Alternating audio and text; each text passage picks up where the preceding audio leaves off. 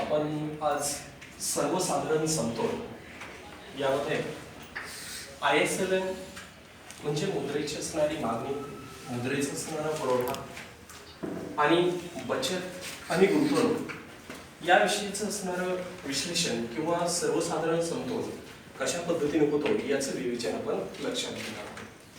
यापूर्वीच्या लेक्चरमध्ये आपण पाहिलेलं आहे की IS कर्व काय आहे, IS रेषा काय आहे, IS रेषेमध्ये कसा बदल होतो, का बदल होतो, त्याचे मुख्य कारण मीमांसा काय आहे, LM वक्र काय आहे, LM वक्र जे आहे त्याचं असंतुलन का होतं किंवा LM वक्र जे आहे तर LM रेषा कशा पद्धतीने यामध्ये जे आहे तर डावीकडे असेल उजवीकडे असेल याचं स्थलांतर किंवा स्थानांतरण कशा पद्धतीने होतं, का होतं याचं मुख्य कारण मीमांसा पाहिल्यानंतर त्या असंतुलनातून संतुलनाकडे म्हणजे सर्वसमावेशक समतोल जो आहे, ज्याला सर्वसाधारण समतोल, यालाच मुद्रा बाजार आणि वस्तू बाजार म्हटलेलं आहे. म्हणजे मुद्रा बाजार आपण कशाला म्हणतो, LM, आणि यामध्ये वस्तू बाजार कशाच म्हणतो आपण, IS. म्हणजे IS मध्ये काय आहे, यामध्ये गुंतवणूक आणि बचत आहे, आणि LM मध्ये काय आहे आपल्याला म्हणजे मुद्रा बाजार, ज्याच्यामध्ये मुद्रेची मागणी आणि मुद्रेचा असणारा पुरवठा या घटकाची मांडणी केलेली आहे. तर या दोघांचं असणारं समतोल हे कशा पद्धतीने होतो याचं विवेचन आपल्याला सर्वसाधारण समतोलामध्ये इथं करावायचं आहे. इथं जे मांडणी केली गेलेली आकृती आहे ही आकृती आपल्याला इथं आहे. म्हणजे परीक्षेला तुम्हाला 10 गुणासाठी प्रश्न विचारला जाणार आहे आणि या 10 गुणासाठी आपल्याला उत्तराची मांडणी किती आवश्यक आहे, तर जवळपास बॅक टू बॅक 1 पेज आणि पुढचं एक अर्ध पेज जर उत्तराची मांडणी असेल तर निश्चितच आपलं उत्तर जे आहे अचूकरित्या राहू शकतं, किंवा उत्तराची मांडणी जर अचूक असेल तर चांगल्या पद्धतीने तुम्हाला मार्क्स मिळू शकतात. विविध केवळ हे तुम्हाला BA स्तरावरच नाही तर वेगळ्या प्रकारचे जे सेटनेट किंवा अन्यची स्पर्धा परीक्षा आहेत त्याच्यासाठी सुद्धा हा घटक महत्त्वपूर्ण मानला जातो. मात्र इथं केवळ तुम्हाला समजण्यासाठी मी जे हे शॉर्टकट तुम्हाला दिलेले आहे हे तुम्हाला समजून यावं, एवढं जरी तुम्ही परीक्षेला जाता जाता जरी एवढं जरी तुम्ही लक्षात घेतलं तरी तुम्हाला सर्व काही वाचण्याची आवश्यकता नाही. तर यामध्ये आपल्याला आपण चर्चा करणार की सर्वसाधारण समतोल म्हणजे काय. तर सर्वसाधारण समतोल म्हणजे काय की विशिष्ट उत्पन्न आणि व्याजदर पातळीला, विशिष्ट उत्पन्न आणि व्याजदर पातळीला ज्यावेळेस एकूण मुद्रा बाजार आणि वस्तू बाजार यांचं संतुलन होत असतं, म्हणजे हे संतुलन E बिंदू या ठिकाणी झालेलं आहे, तर यांचं संतुलन होत असतं त्या संतुलाला त्यांनी काय म्हटलेलं आहे, सर्वसाधारण समतोल असं म्हटलेलं आहे. आता हा सर्वसाधारण समतोलाची मांडणी करत असताना आपल्याला IS आणि LM असं दोन घटकाची मांडणी केलेली आहे. म्हणजे IS म्हणजे इथं वस्तू बाजार आणि LM म्हणजे काय आहे, इथं जे आहे मुद्रा बाजार, आणि याच्यामध्ये आपल्याला मुद्रा बाजारामध्ये आपल्याला जे आहे मुद्रेची मागणी, मुद्रेचा पुरवठा आणि IS ही रेषा आपल्याला दिसते. तर या रेषेमध्ये बचत आणि गुंतवणूक या बाबी दिसून येतात आणि दोघांचं संतुलन कोणत्या बिंदूला झालेलं आहे, E बिंदूला झालेलं आहे. मात्र आपल्याला असं दिसेल की हे दोन्ही घटक एकत्रित आलेले आहेत, त्यावेळेस OR एवढा व्याजदर आणि OY एवढी उत्पन्न निश्चित आहे. म्हणजे A आणि B हे जे आहे तर असंतुलित बिंदू आहे आणि E कसा आहे, संतुलित बिंदू आहे, आणि त्या ठिकाणी आपल्याला सर्वसाधारण समतोल झालेला आहे. म्हणजे बचत गुंतवणूक आणि मुद्रेची मागणी, मुद्रेचा पुरवठा, म्हणजे यामध्ये अनुक्रमे IS आणि LM ही रेषा E बिंदू या ठिकाणी जे आहे तर यामध्ये याचं जे आहे संतुलन या ठिकाणी झालेलं आहे आणि त्यामुळे विशिष्ट व्याजदराला विशिष्ट उत्पन्न पातळी निश्चित झालेली आहे. IS आणि LM या ठिकाणी दोन जे घटक आहेत तर A आणि B हे मात्र कसे आहेत, असंतुलित बिंदू आहेत. आता त्याचा आपण जे आहे तर एक क्रम लक्षात घेऊया आणि त्या पद्धतीने मांडणी लक्षात घेऊया. तर यामध्ये पॉइंट ऑफ व्ह्यू म्हणजे यामध्ये सर्वप्रथम जे आहे तर असंतुलित घटक जो आहे तर A म्हणजे IS रेषेवर असणारा A घटक जो आहे किंवा A जो असंतुलित बिंदू आहे त्याचे मुख्य कारण मीमांसा काय आहे, किंवा A बिंदूकडून E बिंदूकडे जात असताना प्रवास कशा पद्धतीने होतो आणि शेवटी समतोल कशा पद्धतीने होतो याचं विवेचन यामध्ये लक्षात घेतलेलं आहे.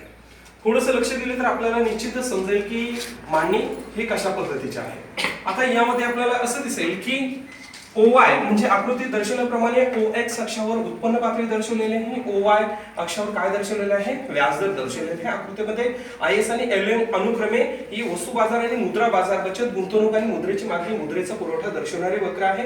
आणि यामध्ये आपल्याला A आणि B हे अनुक्रमे म्हणजे आहे असंतुलित बिंदू आहे, E हा संतुलित बिंदू आहे. विशिष्ट व्याजदराला विशिष्ट उत्पन्न पातळी दर्शवलेली आहे. आता यामध्ये पाहत असताना आपल्याला असे दिसेल की पॉइंट ऑफ ए म्हणजे यामध्ये आपल्याला IS रेषेवर ए बिंदू जो आहे असंतुलित बिंदू आहे. त्यावेळेस आपल्याला असं दिसेल की एकूण उत्पन्न पातळी किती आहे OY1 अशी आहे. बरोबर आहे. म्हणजे इथून दिसते OY1 एवढी उत्पन्न पातळी आहे. म्हणजे कोणत्या व्याजदराला, तर यामध्ये आपल्याला असं दिसेल व्याजदराची मांडणी OY अक्षावर लक्षात घेतली. मात्र उत्पन्न पातळीमध्ये होणारा बदल इथं जे आहे ते आपल्याला लक्षात घ्यावायचा आहे. आता यामध्ये काय होतं की नैसर्गिक दर आणि बाजार दर हे दोन वेगळ्या प्रकारचे घटक आहे. याच्या संकल्पना मी पाठीमागच्या लेक्चरमध्ये सांगितल्या, त्याचा पुन्हा एकदा उहापोह आपण करणार नाही. तर यामध्ये आपल्याला असं दिसेल की नैसर्गिक दर आणि बाजार दर जे आहे तर यामध्ये दोन घटक यामध्ये लक्षात घेतलेले आहेत. तर नैसर्गिक दरापेक्षा बाजार दर जे आहे तर या ठिकाणी कसा आहे, जास्त आहे. मात्र यामध्ये आपल्याला असे दिसेल की संतुलनासाठी जो आहे तर यामध्ये एकूण नैसर्गिक दर जो आहे तो कमी होणं गरजेचं असतं आणि बाजार दर काय होणं असतं, वाढणं गरजेचं असतं. म्हणजे नैसर्गिक दर जर कमी झाला तर बाजार दर यामध्ये निश्चितरित्या वाढेल आणि त्यामुळे आपल्याला असं दिसेल की एकूण जे आहे बाजार दर वाढल्यानंतर अर्थव्यवस्थेमध्ये जे आहे निश्चितच यामध्ये जे आहे ते समतोल आवश्यक ठरतो. आता या ठिकाणी आपल्याला असं दिसेल की ज्यावेळेस बाजार दरापेक्षा नैसर्गिक दर अधिक असतो त्यावेळेस परिस्थिती काय होते, तर आपल्याला असं दिसेल की बाजार दरापेक्षा नैसर्गिक दर जर अधिक असेल तर त्यावेळेस गुंतवणुकीची पातळी काय होत असते, वाढत असते. इन्व्हेस्टमेंट वाढत असते आणि गुंतवणूक वाढल्यामुळे साहजिकच गुंतवणुकीच्या माध्यमातून लोकांकडे काय होत असतं, उत्पन्न येत असतं. लोकांकडे उत्पन्नाचं प्रमाण हे वाढत असतं. म्हणजे उत्पन्न यामध्ये काय होतं की हे उत्पन्नाचं प्रमाण म्हणजे उत्पन्न पातळी किती आहे, विशिष्ट व्याजदराला उत्पन्नाची पातळी किती आहे, OY एवढी आहे. म्हणजे या ठिकाणी आपल्याला जे आहे उजवीकडे इथं आपल्याला स्थानांतरित झालेलं आहे. म्हणजे उत्पन्न पातळी OY पासून OY1 पर्यंत काय झालेली आहे, वाढ झालेली आहे. म्हणजे या ठिकाणी आपल्याला जे आहे उत्पन्न पातळी वाढलेली आहे. आता उत्पन्न पातळी वाढल्यामुळे काय होतं की बँकेकडे जे आहे मग कर्ज घेण्याची क्षमता वाढते. वेगळ्या प्रकारचे नवप्रवर्तक असेल, कंपनी मालक असेल किंवा वेगळ्या प्रकारचे उत्पादक असेल किंवा यामध्ये सर्वसाधारण व्यक्ती असेल, त्यांची उत्पन्नाची पातळी वाढली की पैशाची मागणी काय होऊ लागते, वाढू लागते. पैशाची मागणी वाढली का व्याजदराची पातळी काय होऊ लागते, वाढू लागते. कारण की पैशाची मागणी काय झालेली आहे, वाढलेली आहे आणि त्यामुळे व्याजदराची पातळी सुद्धा काय होऊ लागते, वाढू लागते. आणि त्यामुळे एकूण व्याजदर वाढल्यामुळे जो आहे तो नफा कमी होऊ लागतो. का की बँकांनी सुरुवातीला जे आहे तर 9% दराने कर्ज मिळत होतं आणि समजा नंतर 12% दराने कर यामध्ये आकारले जातात. म्हणजे यामध्ये 3% काय होतोय, फरक पडतोय. बरोबर आहे. म्हणजे यामध्ये जे आहे कर्ज घेण्याची क्षमता कमी होते, क्रयशक्ती कमी राहते आणि त्याच्या माध्यमाने एकूण नफा जो आहे तो काय होऊ लागतो, कमी होऊ लागतो. आणि यामध्ये नफा कमी झाल्यामुळे आपल्याला असे दिसेल की नफाच कमी आहे, त्यामुळे गुंतवणूक काय करणार, गुंतवणूकदार कमी करणार आहे. गुंतवणूक कमी केली जाते त्यावेळेस आपल्याला असं दिसेल की लोकांकडे असणारे यामध्ये जे आहे तर रोखता वाढते. म्हणजे लोकांची बचत करण्याची क्षमता काय होत असते, वाढत असते. आणि बचत क्षमता कमी झाली आणि त्यामुळे काय होतं, इथं नैसर्गिक दर काय होत असतो, कमी होत असतो.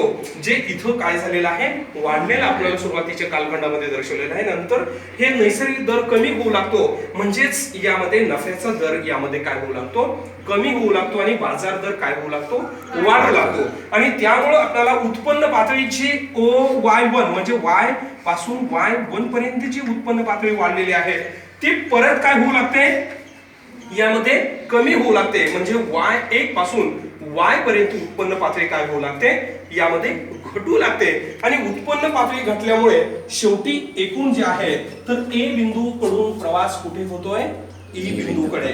म्हणजे या ठिकाणी आपल्याला काय झालेलं आहे, इथं संतुलन झालेलं आहे. म्हणजे असंतुलनातून प्रवास कुठे गेलेला आहे, संतुलन घटका. म्हणजे यामध्ये OY या उत्पन्न पातळीला OR एवढी व्याजदराची निश्चित झालेले आहे, किंवा यामध्ये असंही म्हणता येईल की ओ एवढ्या व्याजदराला OY एवढी उत्पन्न पातळी निश्चित झालेली आहे.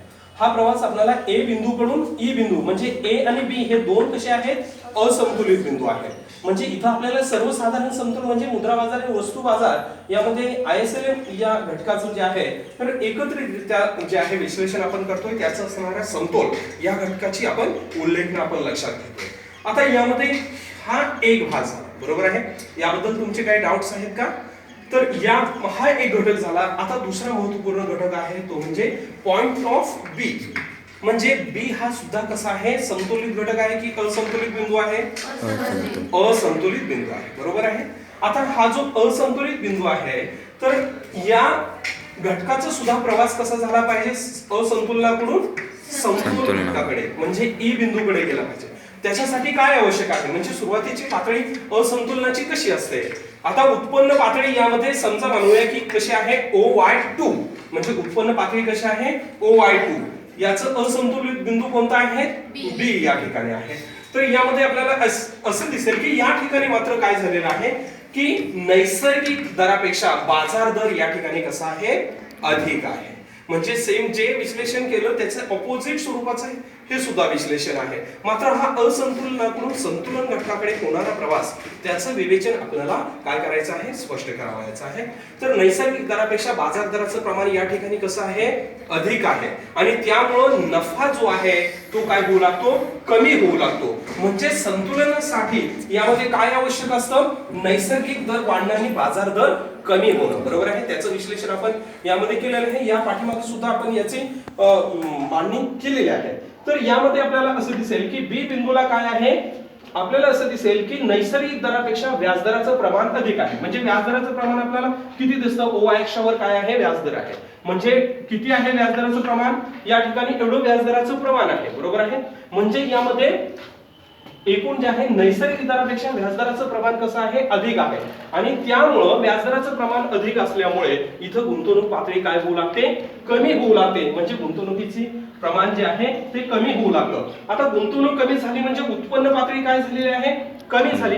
म्हणजे उत्पन्न पातळी किती आहे OY2 एवढी आहे, बरोबर आहे. आता यामध्ये OY2 उत्पन्न पातळी आहे त्याच्यामध्ये घट कशामुळे होते की व्याजदराचं प्रमाण नैसर्गिक दरापेक्षा अधिक आहे म्हणजे गुंतवणूक घटते. म्हणजे उत्पन्नाची पातळी हळूहळू काय झालेली आहे कमी झालेली आहे. म्हणजे Y2 पासून उत्पन्न कुणीकडे गेलेले आहे OY पर्यंत, बरोबर आहे. म्हणजे सॉरी Y2 पासून उत्पन्न पातळी कुणीकडे गेलेली आहे Y पर्यंत गेलेले आहे. म्हणजे या ठिकाणी बी बिंदूकडून ई बिंदूकडे होणारा प्रवास आणि या ठिकाणी आपल्याला असणारा त्याचा जो समतोल जो आहे तर यामध्ये ई बिंदूमध्ये झालेला आहे. म्हणजे या ठिकाणी उत्पन्न पातळी कमी होते त्यामुळे एकूण बचत पातळी सुद्धा यामध्ये कमी होते. नैसर्गिक दर वाढू लागतो आणि त्या ठिकाणी एकूण जे आहे OY एवढी OR एवढ्या व्याजदराला एकूण जे आहे तर यामध्ये उत्पन्न पातळी निश्चित होते. आणि यामध्ये आपल्याला असं दिसेल की या दोघांचं असणारं समतोल जे आहे तर यामध्ये आपल्याला ई बिंदूमध्ये दर्शवलेले आहे. लक्षात घ्या की आपल्याला सर्वसाधारण समतोलाची मांडणी करत असताना दोन्ही घटक यामध्ये लक्षात घेतलेले आहेत. एक म्हणजे मुद्रा बाजार ज्याला आपण LM आणि हा दुसरा जो आहे तर याला आपण काय म्हटलेलं आहे IS. म्हणजे वस्तू बाजाराला आपण IS म्हणतो आणि मुद्रा बाजाराला आपण LM म्हणतो. मुद्रा बाजारामध्ये काय आहे यामध्ये तर यामध्ये पैशाची मागणी आणि पैशाचा असणारा पुरवठा आणि इकडे वस्तू बाजारामध्ये आपल्याला काय दिसून येतं की यामध्ये बचत आणि यामध्ये गुंतवणूक हे दोन घटक यामध्ये दिसून येतात. म्हणजे यामध्ये आपल्याला असं दिसेल एक सूत्र आपल्याला असं लक्षात येईल की पैशाची मागणी बरोबर पैशाचा पुरवठा आणि त्याचबरोबर यामध्ये आपल्याला असं दिसेल की बचत बरोबर गुंतवणूक. ज्याला आपण जे आहे पैशाची मागणी आणि पैशाचा पुरवठा याला आपण काय म्हटलेलं आहे मुद्रा बाजार आणि याला आपण काय म्हटलेलं आहे वस्तू बाजार. म्हणजे याला आपण IS आणि याला आपण काय म्हटलेलं आहे LM. या दोघांचं असणारं एकत्रित समतोल कुठे झालेलं आहे ई बिंदूवर. आलं लक्षामध्ये लक्षात येते. अतिशय साधी सोपी आणि सुटसुटीत मांडणी आहे. याच्यामध्ये फारसं काही अवघडचा भाग आहे किंवा फक्त आपण लक्षात घ्यावायचं आहे की नैसर्गिक म्हणजे सुरुवातीचा प्रवास कसा आहे किंवा यामध्ये संतुलनाचे काय आवश्यक असतं, मात्र त्याच्या ठिकाणी काय आहे आणि कोणतीही घटना जर झाली तर यामध्ये कशा पद्धतीने एकूण असंतुलित बिंदूकडून संतुलित बिंदूकडे प्रवास सुरू होतो आणि ज्या स्वरूपाने पॉइंट ऑफ ए या घटकाची असंतुलित बिंदूची मांडणी केलेली आहे त्याच स्वरूपाची मांडणी आपण कशाची केलेली आहे, यामध्ये पॉइंट ऑफ बी म्हणजे बी हा असंतुलित बिंदू आहे त्याचं विश्लेषण केलेलं आहे. दोघांचं असणारं एकत्रीकरण आपण या ठिकाणी जे आहे दोघांचं समतोल या ठिकाणी झालेलं आहे. काही डाऊट्स वगैरे नाही ना? ओके.